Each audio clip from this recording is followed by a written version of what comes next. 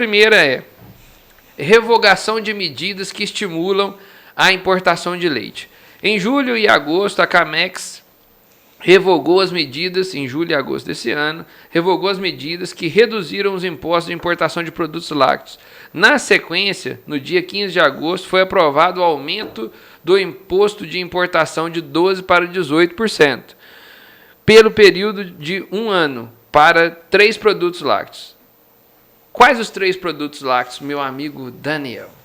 E isso é importante, né? Porque esse é o principal, na verdade, porque será que esses 3 produtos impactam no preço do leite? Qual que é o consumo deles? Então, você concorda? E quem lê a medida como um todo, assim, olha, vamos aumentar o imposto de 12 para 18, de 3 produtos, e você não olha direito quais são os produtos, a gente tem que organizar isso. Tem isso, muitas pessoas olham só o título, o governo aumenta de 12 para 18, mas você tem que pode pensar que é impactante, né? Talvez não seja tanto assim. E vamos lá. Quais são elas? A primeira é muito utilizada para a gente no dia a dia, que é o óleo butírico de manteiga, que são usados em queijos processados, produtos lácteos, molhos e pães. Então, eu fiz uma ironia, porque, afinal de contas, não é o tipo de produto que impacta muito no negócio. Lembrando que, normalmente, quando você trabalha com importação, a importação é feita principalmente através de manteiga, e aqui no Brasil nem tanto, mas aqui no Brasil vai ser mais com leite em pó ou mussarela, que hoje a gente está vendo aí que tem alguma coisa de mussarela. Mas leite em pó é o principal deles, assim, que realmente vai impactar no preço e no volume de leite que entra no Brasil. Então, a gente tem óleo butírico de manteiga, queijos de pasta mofada, que é o tal do gorgonzola ou roquefort, por exemplo, certo? E queijos com teor de umidade igual ou superior a 46% e inferior a 55%. Ou seja, queijos tipo parmesão, queijos assim um pouco mais curados. Mas como vocês podem ver o que eu acabei de dizer, leite em pó, de fato, é o que vai fazer com que o mercado absorva mais leite ou menos leite. Então, você falar comigo de gorgonzola, falar comigo de parmesão, falar comigo de óleo butírico de manteiga como uma medida que vai impactar com o mercado, realmente não tem muito sentido, né? A medida de revogação, ainda dentro dessa medida 1 de revogação, também trouxe a seguinte decisão. Foram da anulação de 29 itens de produtos lácteos que tinham redução da TEC, taxa externa comum, em 10%. Isso a tarifa externa comum. Externa comum em 10%. Exatamente. Assim, só para vocês terem uma noção, dos 29 produtos, o que eu tenho aqui para trazer para a gente de exemplo são os iogurtes, manteigas, queijos ralados, ou seja, tem que estar ralado ainda, e doce de leite. Que, mais uma vez, a gente pode ver que são produtos que não são a base da importação do Brasil. É a base do consumo brasileiro, né? Porque o Brasil ele consome, claro, mas a grande massa de consumo não são esses produtos. Se fosse uma grande massa de consumo do Brasil, faria diferença. Mas não é. Então, é uma medida de impacto baixo. E tem um problema raiz ainda em relação a isso, que só de existir a taxação, não estamos falando de produtos vindo do Mercosul. Então, ou seja, essas taxas, né, alvo principal seria Europa e Nova Zelândia, especialmente aqui da tarifa externa comum, o que na prática o leite que vem importado para o Brasil não vem de lá, ele vem de livre comércio com a Argentina e Uruguai principalmente. Então, ou seja, aumentar a taxa de importação em cima de países nos quais nós não compramos leite deles, o impacto é nulo, né? Então, aumentar a importação de queijo mofado vindo da Europa, quem consome queijo mofado vindo da Europa? Enfim, então, primeira medida aqui, o impacto foi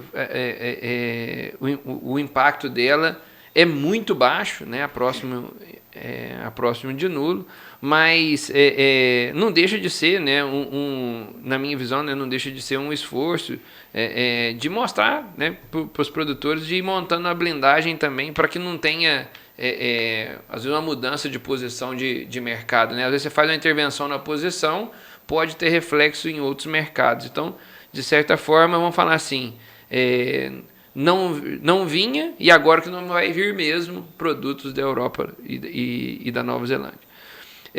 Medida 2. Investigação de práticas ilegais. O que quer dizer isso? Né? O governo vai colocar Polícia e Receita Federal na investigação de casos de triangulação na comercialização do leite em pó, prática proibida pelos tratados internacionais de comércio. Estas ações se somam à intensificação da fiscalização de importação de produtos derivados do leite, em vista de denúncias de reidratação e outras irregularidades. Eu acho que para começar, né, a gente tem que falar sobre triangulação. Triangulação, Daniel, o que é isso? Brenda, você quer tentar? Vamos lá, ver se eu consigo passar para vocês. O que seria triangulação? Existe um livre comércio aí que é permitido entre os países do Mercosul, então não seria um problema que a gente importasse um produto vindo da Argentina, certo? Se a Argentina importa esse produto vindo da Nova Zelândia e aí a gente pegar esse produto da Argentina, isso é uma triangulação, certo? Passou por esses 3 países. E aí passa a ter uma irregularidade. E a ideia é que tenha uma investigação agora sobre essa irregularidade. A investigação, eu acredito até que ela possa trazer algum resultado de você achar alguma irregularidade. Ok, mas para pensar comigo. Leite em pó é leite em pó. Você não tem como olhar para um leite em pó e falar assim, nossa, esse leite em pó aqui é terroir de leite em pó, né? Pela cor, esse leite em pó é da Nova Zelândia ou é de outro lugar. Não tem como. Então, é muito difícil. E outra coisa, você controlar, o Brasil querer controlar a importação e analisar de outro país, de outros países, é uma medida muito complexa. Ela pode dar resultado? Eu acho que dá, Ronaldo, mas ela vai demorar um pouco para dar resultado. Não é uma medida de curto prazo. Até medida pelo tempo de investigação. Ela não faz sentido, porque assim, você não vai prender, você não vai punir uma pessoa em um mês.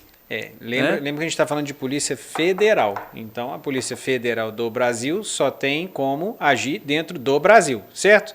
Aí eu tô lá na Argentina, e aí eu trago um leite de fora. Não vou falar só da Nova Zelândia, não, que tem outros lugares também que exportam, né?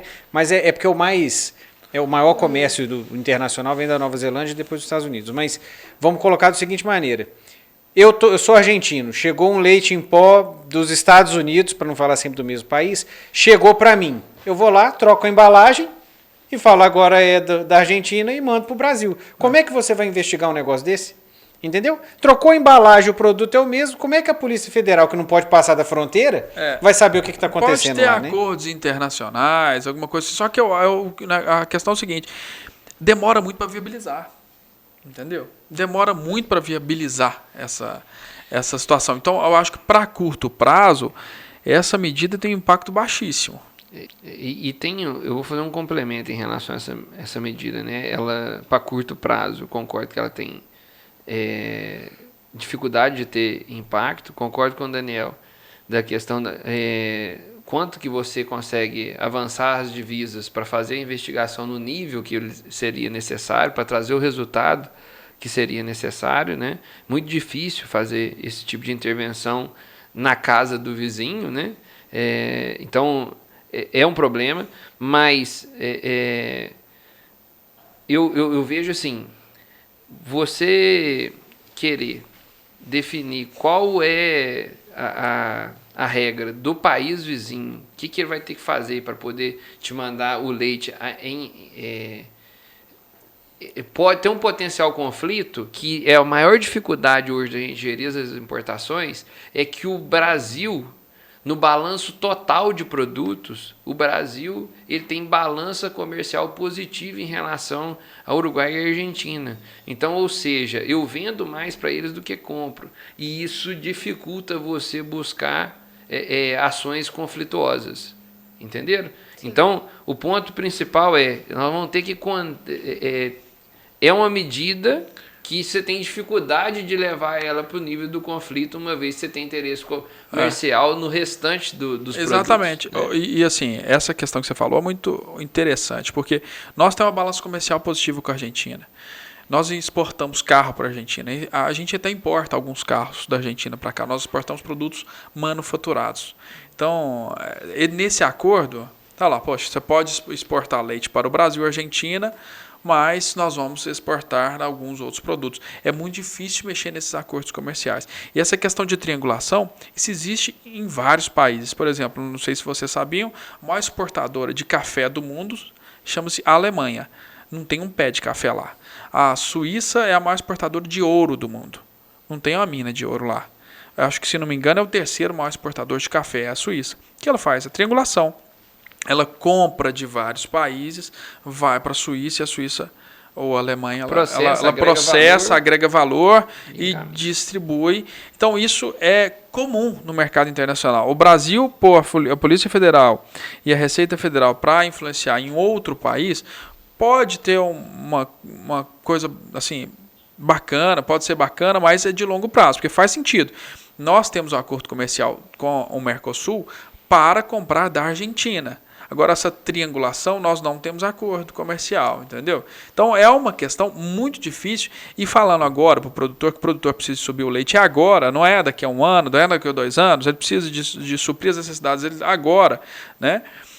No curto prazo, eu acho que tem impacto muito baixo. No médio prazo e longo prazo, pode ter um impacto até positivo, sabe, Ronaldo? Só que eu acho que para longo prazo, nós precisamos de tratar a competitividade da indústria de leite de forma diferente, para que a gente seja um exportador, né? Porque a gente é exportador em todos os produtos, não no leite. Então, essa medida, eu acho que o impacto a curto prazo dela é baixo.